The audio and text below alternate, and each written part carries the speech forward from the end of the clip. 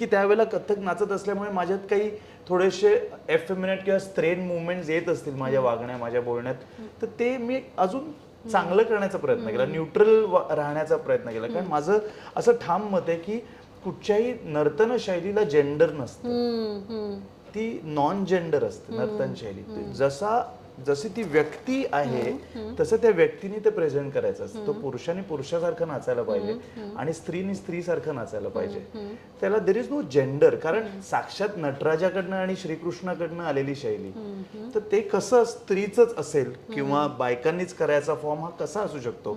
नटवरी जे बोल आहेत कथ्थकचे, ताथे तेथे ते श्रीकृष्णाने कालिया नागाच्या फण्यावर उमटवले नाचून, तांडव करून. तर ते स्त्रियांचेच कसे असतील, ते तर सगळ्यांचे आहेत. त्यामुळे आई बाबांमुळेच हे सगळं घडलं, सुरुवात झाली. तू आत्ता जराशी एक झलक दाखवलीस, ते बोलून दाखव.